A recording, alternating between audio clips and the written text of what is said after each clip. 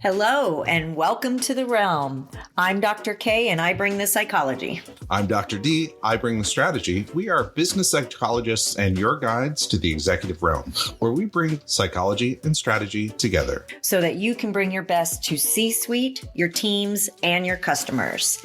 Today, we're going to be talking about life after COVID. This is part 2 of our post-COVID workplace series, where we will explore the psychological risks teams will face, the support people may need, and how to approach the complex mental health needs to keep your team safe and your work environment healthy. Let's do it. Let's get to work. Hello, Dr. D. How you doing? I'm good, Dr. K. All right. So we're talking about the psychology of the post-COVID workplace. That's right up your alley. It has been amazing. So many changes have come from this. You know, how some people have, taken this being, working from home and being in quarantine, and they've taken it and run with it and have done so many amazing things. And then on the opposite end, it's really hurt people. Mm-hmm. You've been, working from home. How have you been? You are a traveler. Well, not anymore. Just at home all the time. For everybody, it's good and bad. I imagine I've been able to spend a lot more time with family, which is nice. All the opportunities to watch my little guy get bigger and help him with school a lot more, which is a blessing and a curse, with kids being home from school an awful lot, but missing the social environment of going out and chatting with people and not being nervous about sitting on an airplane or being able to shake hands with somebody, pat them on the back without worried about what you might bring home to your family. Right. Do you miss, because you used to travel a lot more, do you miss it at all? Naturally, I'm an introvert, though I play an extrovert on TV. Not really. In some ways, yeah, I miss the freedom that comes along with traveling. The ability to look a client eye to eye and pick up on all the subtle emotional cues. After a meeting, those little side conversations that happen, where you pick up a lot of informal information about opportunities and how people might really be feeling. Those little aside conversations are really, really valuable. And it's really tough to have those impromptu, off the cuff, really get the idea behind what's going on.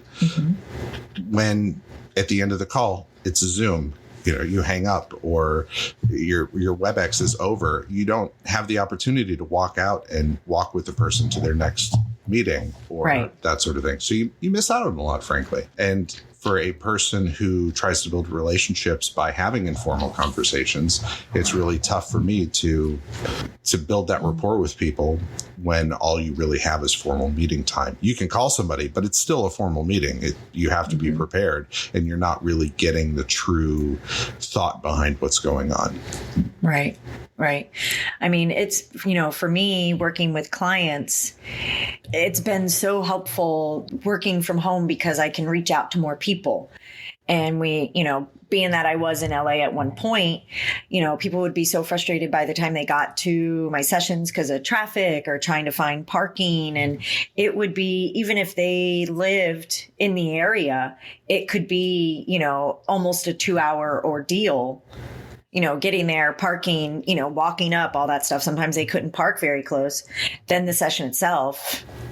And then, having to drive back home or back to work or what have you. So it's doing this in that aspect has been super amazing. Reaching out to more people. People are on time to their sessions, all of that. However, that, those moments where, I just feel a client may need, a hug or, a pat on the back, or, if something amazing happens and we want to, cheer or whatever, it's not as intimate as it has been in the past. From an efficiency perspective, I feel like I'm using my time much more efficiently because I'm not wasting time on traffic or that sort of thing. On the other side, it's really tough to meet new people and build rapport and build trust and confidence with somebody when you're separated by hundreds, thousands of miles, and you have a screen, and not everybody's comfortable on camera. You know, I always have the first thought, is the person sitting across from me wearing pants? And that makes me chuckle a little bit, makes me feel a little bit more at ease when I'm feeling uncomfortable. I can tell you I am okay, wearing good pants. To know, good to know. It's just absolutely good to know. I know you're not. So no, you know, I'm in my bikini. You know, it's 7 degrees here in Texas. You know, so I decided it was bikini weather today. Yeah, nice. Yeah, it's cold. Great. Yeah. So, you know, Zoom got brought up, you know, just randomly, and it's an amazing, you know, portal to be able to use. You know, so much more can be done. However, it has been, or I talk about it a lot in sessions with clients, Zoom fatigue, too many Zoom meetings. It used to be a quick, you know, even in an office, people would send just a quick little Slack message or Google chat.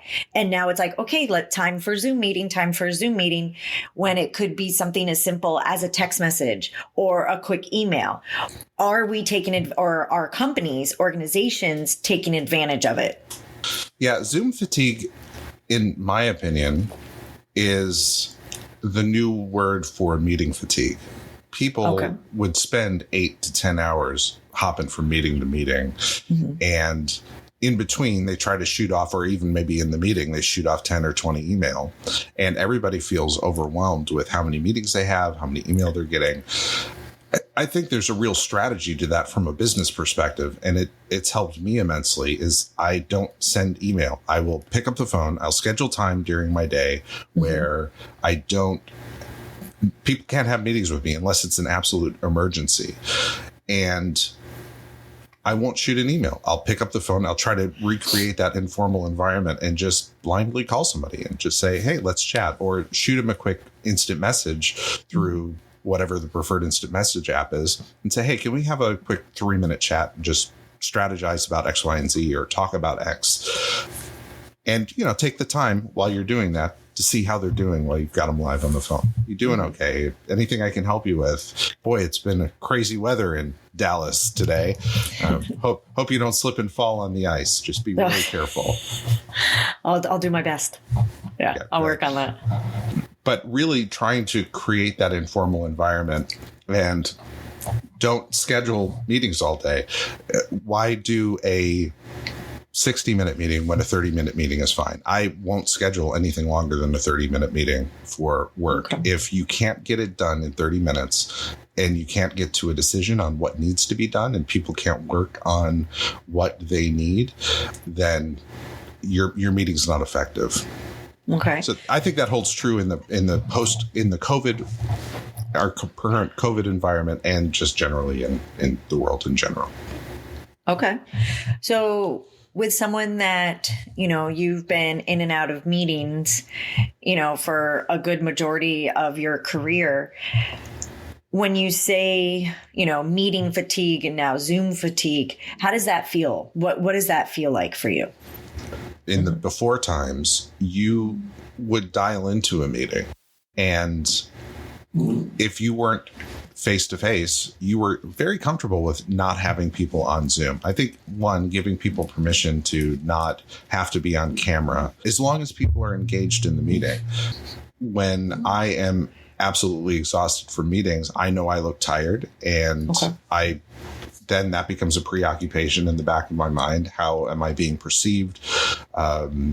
What's my body language while I'm on camera? Do I have to kind of stay on point? If I reach over to write notes or something like that, is somebody going to think I am completely disconnected from the conversation? I want to be engaged, but I also get invited to meetings that there's really no need for me to be there, but I'm not necessarily in the position to raise my hand, or the cultural atmosphere of the organization isn't one where I can say, hey, you know what, this meeting is probably not going to benefit me, or I'm not on the agenda. I need to step away. This probably isn't an effective use of my time. I don't necessarily feel always empowered to do that and decline a meeting, depending on who's asking. So yeah, there's a lot that makes me feel chained to sitting in front of the camera when I don't necessarily maybe need to be. Yeah. And I would, absolutely agree with that. I like the word that you use, that you feel chained, almost stuck, obligated to be there, even if, like you said, it's not really a meeting that you need to be a part of. And, curious as to what you do to kind of help get through that fatigue or through that feeling of being chained up. I really try to be deliberate about when I'm going to be on camera. I also give myself permission to say, I'm not going to be on camera on this meeting. I'll respond with an accept and say, I won't be on video. I'll only be on phone for this call. Or if I see the agenda and I don't see, or if I don't get an agenda, I'll ask for an agenda beforehand and ask very clearly, what value are you expecting me to add to this meeting so that I can be prepared? And if they say, oh, it's just informational, I'll just say, send me the notes after. Taking some agency around what value I might be able to bring to that meeting. Because if I'm just going to sit there just to listen and I'm not going to have a perspective to bring, if it's really important for me to listen and to hear the decision-making process, I'm happy to do that. But if it's just a tangential conversation about something that I might not really be engaged with, I give myself permission to say no, or I'll reach out to the meeting organizer or the most powerful person in the meeting and say, hey, do you really need me there? I want to make sure that we're using all of our times most efficiently. I could be doing X, Y, or Z instead. Where would you prefer me to spend my energy? And if they say, hey, we really need you there, love your perspective, you bring a unique point of view, you might hear something, I'll say, sure, no problem. But I take the agency and then explore where my insight might be best valued. Right, and if I'm calling a meeting, I try to do the same thing. I really try to think about who really needs to be there. Right. I try to be prepared, have an agenda, make sure that people who are in the meeting know what needs to be there. And then after the meeting, providing really good materials so that folks who didn't attend the meeting would know what happened if they need to know and they couldn't sit in the meeting. Here's what we talked about. Here's how we got to this answer. And here what we got. And it sounds like more work, but it actually frees up a lot of time in my day so that I don't have to sit in, if I can cut 3-hour-long meetings out of my schedule, I can get up and go on a short walk and think about something or prepare for something else or spend my time on something that just needs to get done without feeling guilty about not being in front of the computer. Right. And I like the use of agency. And I think that, one of the, because before, before times pre-COVID, people could, quickly just walk into a meeting. They'd be in the meeting. They could, like you said, send out an email, what have you. And now it's when we're on these Zooms, it's now we have to create the atmosphere that we're paying attention or create the atmosphere that, that we are present in the meeting. And I'm curious as to how that is, what anxiety is that starting to create for people? I've got to look like I'm here. I got to pay attention, but I've got these, 80 emails coming through, or I have to, make this phone call to the client or what have you. And it's been presented to me that anxiety, even if people are really doing well working from home, a sense of anxiety is starting to kind of blanket a lot of things. If you're in a meeting for an hour and you're worried about how your time is being spent, then you're not really focused in on that meeting. I imagine that there's probably 10 minutes of focused time collectively an organization or a team will have during a meeting that's actually focused on the real problem and having substantive conversation. If you can build an environment where that focus can happen in 15-minute meetings and you can let everyone come on and say, this is your focus for the next 15 minutes. I need you 15 minutes before the meeting to prepare your thoughts for this meeting. And now we're going to be in the room for 15 minutes and have the conversation. And our goal during this meeting is to focus in on, one, what is the decision that needs to be made? Mm-hmm. 2, do we have enough information to make a decision? And 3, do we have an agreement on where to go next? Then that's a successful meeting. That's what most people are trying to get out of it. If you don't have a decision or a direction, what are the next steps that you need to follow to be able to walk out of that meeting and then have a decision in the one after that, in the next meeting on the topic? I like that. And that'll reduce anxiety. I mean, at the end of the day, anxiety from everything that needs to get done, the disruption, is where I hear a lot of angst, like, how am I going to get all of this done? Yes, I've saved a lot of time in my commute, but I've also got kids homeschooling, or I've got to check in on my parents, a couple times a day because they're alone on their own where they hadn't been before. Right. There is a lot of anxiety that comes up from these conversations. Mm-hmm. And the anxiety that is coming up, it's not just about the work itself. It's all the changes that we've had to make, as you said, with the kids working doing school from home, having to check on parents, now, people are like, oh, I could walk my dog more, or laundry, anything like that. The change that's come around isn't just from the sense of all the changes at work. There's a general sense of anxiety, especially with, with all the layoffs that were happening, people were, getting anxious. Am I next? Am I next? No one felt empowered, or no one felt secure. Absolutely. Your organization also doesn't have the capacity for infinite change, and change fatigue is a real thing. People are tapped out with the uncertainty, with the amount of change that they have to deal with on, how to set up the work environment. If you are in the office, if you're setting up a manufacturing line to make sure that your employees are safe while they're in the plant, or being able to effectively manage folks remotely without being an overbearing leader that requires them to sit on a camera for the entire day and is patient with people who might have kids in the background, or has to step away to pick up their kid from school because there's an adjusted school schedule. All of these things are real things that are outside of their control, and just chips away at people's capacity to manage that change and feel comfortable in their own skin. And when we start to return to some level of normalcy is not normal. Normal is another process of change. People are going to have to adapt to that just as much as they adapted to leaving the office as they are coming back to the office, if that's in their future. You can't force them to catch up on all the other things that had to be delayed because life got in the way, COVID got in the way. You're going to have to be very strategic and prioritize. And we talk about that in a lot more detail in part 1.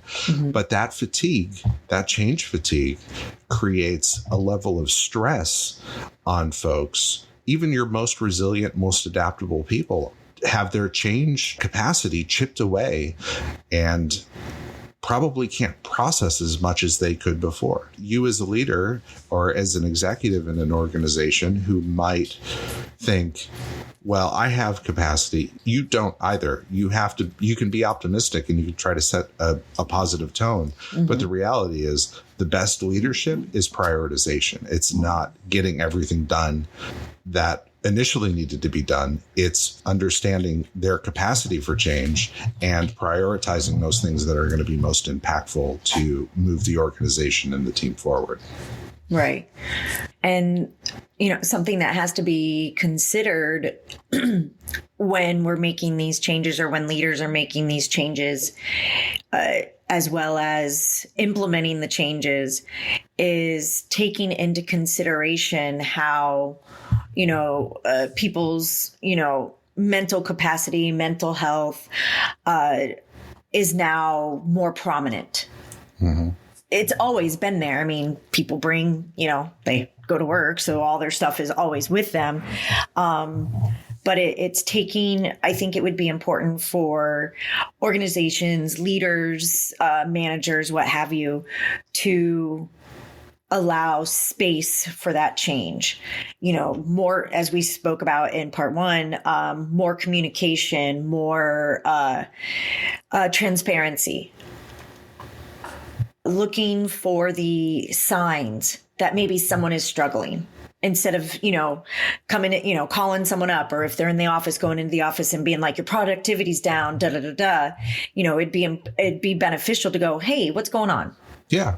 Regarding getting back to normal and trying to minimize that fatigue, there's something called the Lewin change model, which is a model of you try to create a stable environment, you unfreeze your stable environment, you implement a change, and then you refreeze and try to give people the opportunity to deliver and adjust to that level of normalcy. I think if you want to reduce that anxiety and reduce that change fatigue and the frustration that comes from that, having a simple plan and being thoughtful about how you're going to implement change and let people adapt is really important. But then I also hear people talking about PTSD. So I'm doing air quotes here.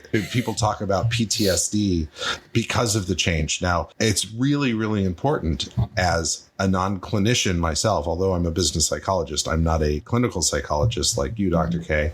I have to be really careful on how we characterize that. Now, I am educated enough to know that there is a precursor when people feel bombarded and overwhelmed and through very stressful environments. And our healthcare workers are certainly going to be at the front line of that, and as anybody could be. I don't like to call it acute stress disorder. I like to call it an acute stress response, because that's not a clinical diagnosis. It's a set of things that I'm on the lookout for all the time. And maybe Dr. K, you could talk a little bit about how you've been hearing the word PTSD used from a clinical perspective, what non-clinical folks should be careful about, and what people should be on the lookout for in their environment.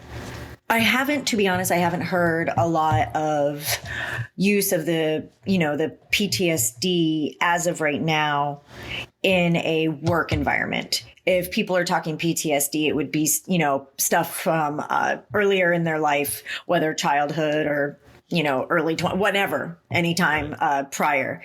Now, I have had, it's been talked about, what's this going to be like after? I'm scared after.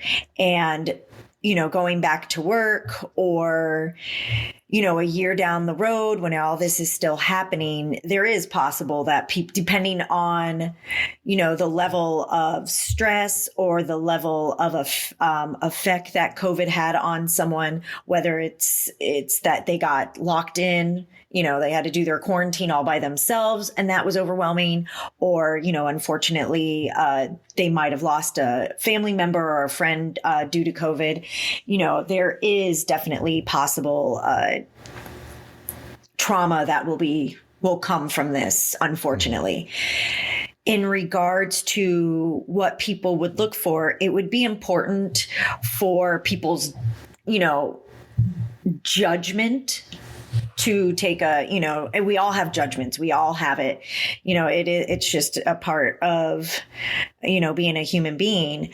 However, if you see someone and you're like, oh, they're being lazy, or they're not doing enough work, or they're always late, or whatever the situation is, it's going, you want to take that judgment out and kind of turn it around. Okay, maybe what is that person going through?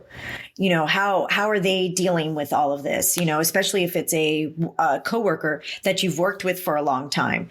If all of a sudden they used to be a hard worker and their productivity's down, or if this worker was always 5 minutes early, never was late, always early, and now all of a sudden is starting to either come in right on time, which to some people that's already late, but either they're, coming in on time or they're starting to come in late. It's looking for those signs, changes in behaviors. I'm very extroverted. So if I'm sitting at my desk and I'm not really saying hi to anyone, or, if I'm, chit chatting on a Zoom meeting all the time, and then that changes, it's reaching out to that person.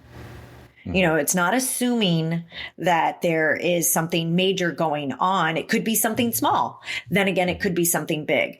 And if you are uncomfortable reaching out, or if it's, you know, maybe someone that you don't typically talk to or get along with, and you're noticing these changes in their behavior, it could be just as simple as coming in a little bit more disheveled. It's looking for those and then talking to the appropriate person. So if you're uncomfortable with it, maybe it's going to your manager or your HR department or, you know, any leader and saying, hey, I've noticed this in Steve or in Stacy, you know, anybody with an S, you know, it's looking at that and going, hey, I've noticed this. I'm uncomfortable talking to them. You know, maybe you could reach out. Yeah, I think having that environment, that atmosphere within your organization that allows you to have those kind of conversations and have a safe path, and ensure that your leaders and your HR department are set up and able to process when an employee comes forward with a level of concern. Mm-hmm. It's different than it was in the before times because, and maybe it shouldn't have been, but psychological safety is important in an organization, and you don't want to feel like you're ratting out your neighbor if they're having a bad day, but your neighbor doesn't want to feel like somebody's going to run to HR when maybe they just had a bad day. Mm-hmm. And you've got to have that environment structured, and your culture and your atmosphere within your organization able to deal with that and create an environment where having those conversations is okay. And I think another area where these kind of stresses really, really tick up is there are a lot more interpersonal conflicts that are likely to happen. People in those conversations may become more frustrated with one another. If I'm overwhelmed and I'm feeling exceptionally stressed out, my capacity for dealing with somebody who might be a little thick in getting my point or might not be meeting my expectation in some way or another, I might lose my patience a lot faster. I could step on a landmine, lose my patience, or lose my temper with somebody, and that could end up in HR from that person through something that would have traditionally been viewed as a disciplinary concern. There has to be a lot more step back, evaluate, try to figure out where that person is psychologically and emotionally. And again, I don't expect a manager to be able to evaluate symptoms of this, but they should be looking for warning signs and then engage somebody who is better qualified to deal with the psychological and emotional challenges that these organizations are facing today. Absolutely agreed. It's, you know, it's definitely not the place of a leader to diagnose or to maybe give advice to some extent, you know, especially if there is something major going on. However, reaching out sometimes can be just enough for someone, you know, to be able to verbalize what's going on for them might be enough for them to feel, okay, I'm supported. You know, I know someone's there if I need it. I can get through this. I can get through the day. It's, you know, something that organizations may need to consider. Maybe bringing, a professional in, whether it's a therapist or whether it's, you know, they have group, there's more meetings, but, you know, maybe a group facilitator that can, you know, talk about, you know, the different emotions and feelings and reactions that may come about when we go back into work or even through Zoom. I mean, we got the Zoom. You can do a whole bunch of people on those. You know, it's doing, you know, little group meetings. And also, you know, when we were discussing making changes, that might have to be one of the changes that gets put into place. That might not have been thought about, you know, pre-COVID or before times, but now it is something that needs to be thought about. Yeah, organizations have to have an atmosphere where you can talk about these things without judgment.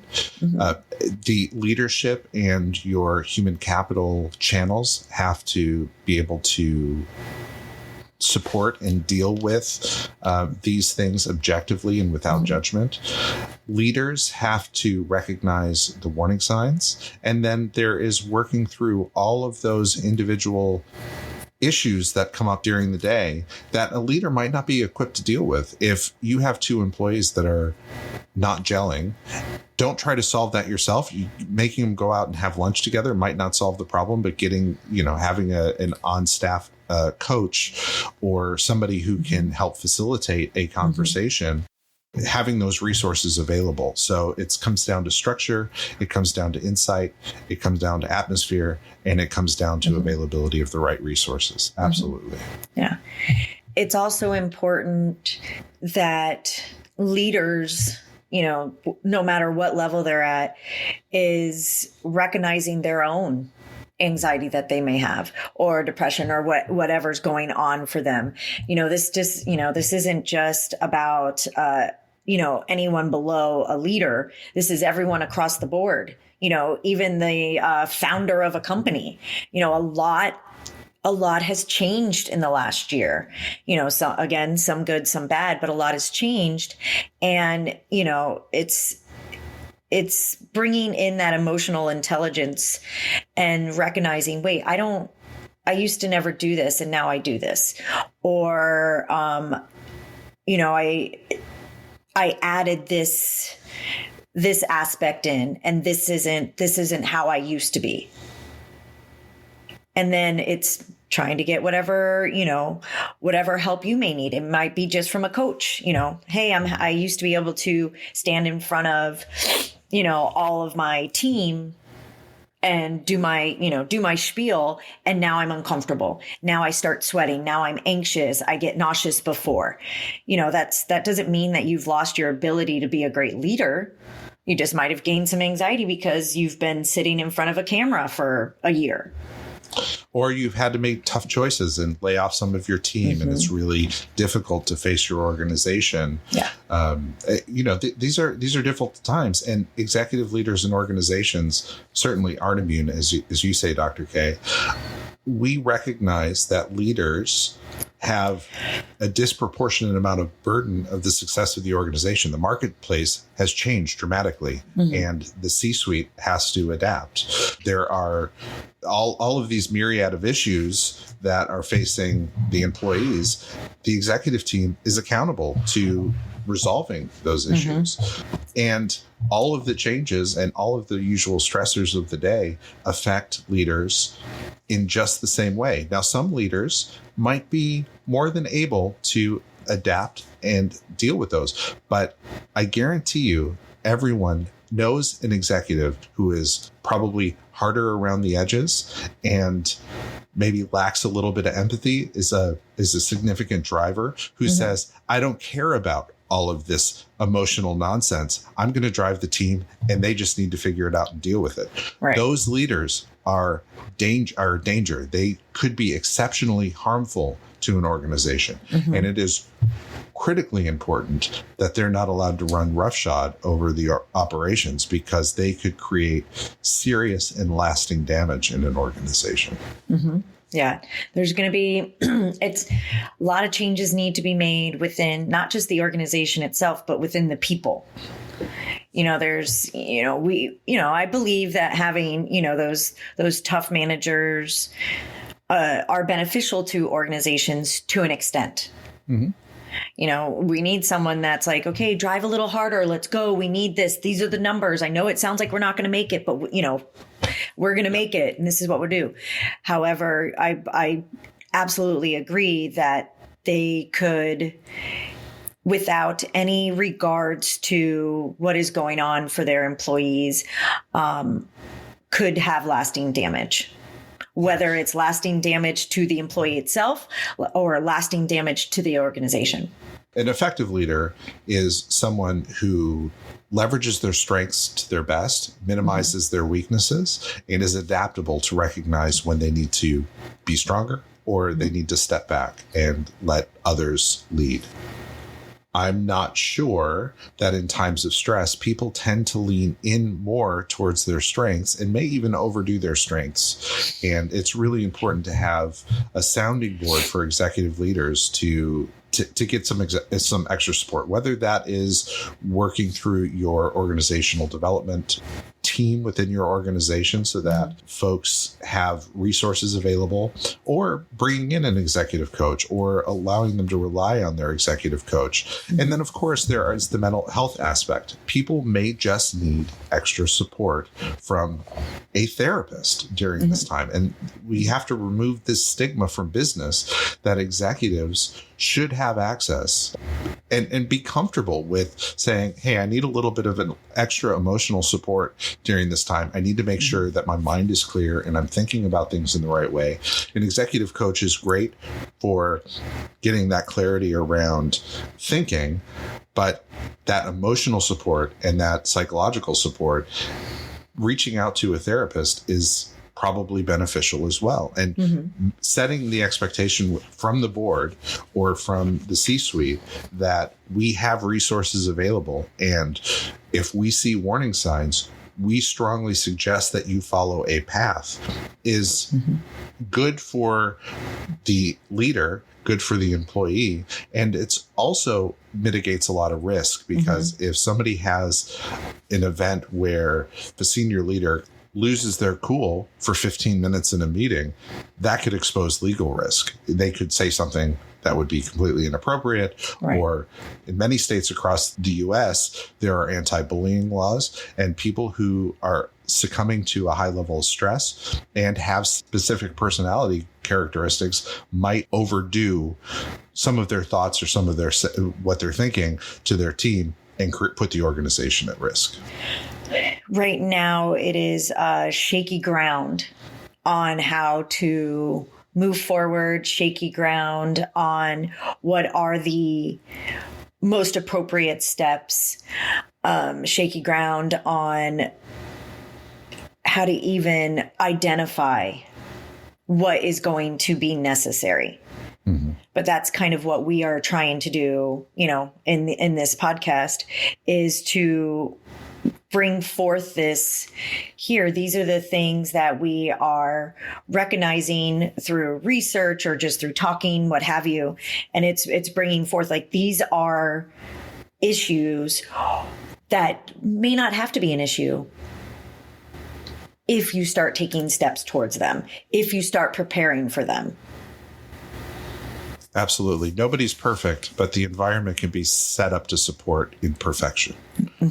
Absolutely. Agreed. Absolutely.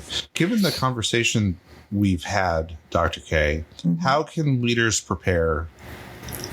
Seeing what is coming from COVID, from quarantine, from jobs loss, and looking at that going, okay, that's a problem. What are steps that I can take for that? I believe that leaders would benefit from maybe taking workshops. There's workshops available out there. There's ones that they could do quickly online, workshops that talk about emotional intelligence, that talk about, what anxiety might look like, anxiety or depression or what have you in the workplace. They also, beneficial to bring in, a coach of some sort so that they can sit and strategize what we need to do. But it needs to start now. Not, okay, we're going to be back in the office in June and then we'll start talking about it. You could always talk to your employees. What are you going through? What are you scared of? What's been working for you? If they're your employees, if they continue to be your employee, they're doing something right. So talk to them. Yep. You can send out a survey, or you can say, hey, I am open. Send me your questions or send me your concerns, and then we'll set up a time to talk. Yeah. And I would add that it's important to recognize each person's experience through the COVID journey. It's not unique, and everyone has the tools to deal with the loss of loved ones, the prolonged social isolation. There is change clearly ahead as we head back to a new normal. Change, fear, uncertainty, anxiety, they're all present. Give time for stabilization and a sense of normalcy to root. Watch for change fatigue. Understand acute stress response symptoms. Recognize the warning signs and have a path to resolve behavioral and mental health issues safely and without judgment. And have a clear plan to increase psychological safety in the organization, and make sure your executives, leaders, human resources, infrastructure are adequately supported bring in some experts where your organization may not be able to support. Mm-hmm. Absolutely agreed. It's, it's taken the resources are out there. Use them. Don't be scared of them. It's not going to make the organization look bad if you're bringing in expert help. Right. Especially if you're doing it for your employees. People are going to want to work for you. They're going to be proud to work for you. They're going to tell their friends and their family, this is what they did to make us feel safe. Excellent. I'm excited about next week's topic as well. Yeah, me too. I'm excited about next week's topic. We're going to explore the idea of organizational atmosphere in the workplace and how it's distinct from organizational culture. But it's entirely necessary to ensure the organizational culture is consistently idealized across the organization. Yeah, absolutely. I mean, it is a great topic because the culture or the atmosphere, I mean, they can be two different things. How do you make them good together? And how do you make them go well with the employees? Because the employees have everyone's different. So how does it? So I'm excited for this topic. I love, talking about atmosphere and creating safe spaces. And, that is kind of what I do anyways. So that's super exciting for me. And to everyone out there listening, I'm super excited to have you join us on this journey in the realm. And thank you so much. I'm Dr. K. And I'm Dr. D, and we are looking forward to your next visit to the executive realm.